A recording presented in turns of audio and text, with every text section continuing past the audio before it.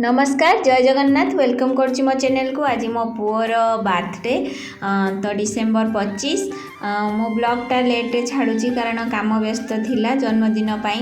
तो आज जो मो पुअर जन्मदिन से पूरा भोरू मोर नणंद ताई केक नहीं कि आसते तो से मैंने पूरा सकाଳେ सकाଳେ केक काटिकी ये खाइबा को लगी जाइए। सकाळे समस्ते आमर जी मो नणंद समस्ते आसिक पहुँच जाते तो मुझे मंदिर गली शिव मंदिर आम शिव मंदिर फेरला परे सकाळे सकाळे चाहा सब पीदेला साई मंदिर जाइलु सेठी लक्षार्चना थिला। तेणु पुअर सौभाग्य जोटा कि तार जहाँ हो लक्षार्चन से भाग नहीं आम मंदिर जाकि पहुँची। तेणु लक्षार्चना केमिति हैला और सेठी बहुत भल भी लगिला। सेठु रिटर्न आसला परे कौन कौन कली देखिबा।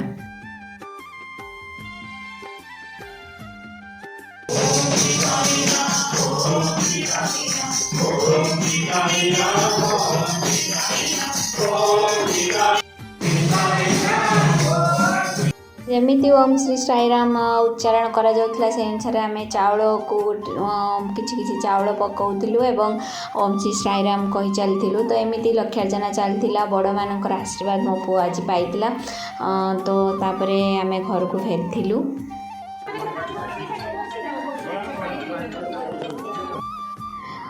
साई मंदिर प्रसाद सेवन पर घर को आसलु। पुओपाई अलख मेला माँ मानसिक करते से आम रोषे हो तो किंतु मानसिक जो आसते बाबा जो मैंने करने को प्रसाद सेवन पर माने नियम जो कि सी आरंभ करवा माने संध्या आगु जहाँ खाईदेवे आ खाइबे ना तो पूरा पानी कि किछि भी आ छुईबेनी। तो से पूरा देखो दिन अच्छी आगु से मैंने पूरा खाई देइतिले।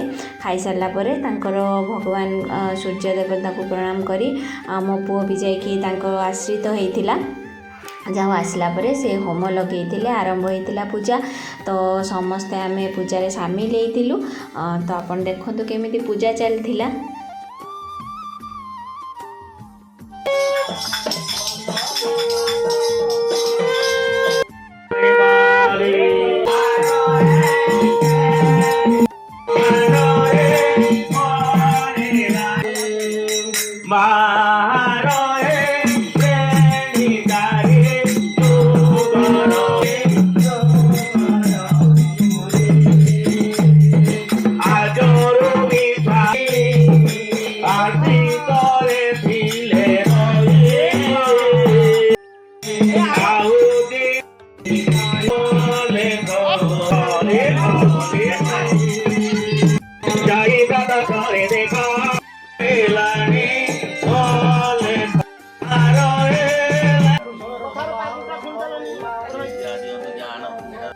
एठी मोर पुअर केक पूरा रेडी हो जाइए तार डेकोरेशन भी कर दि जाइए।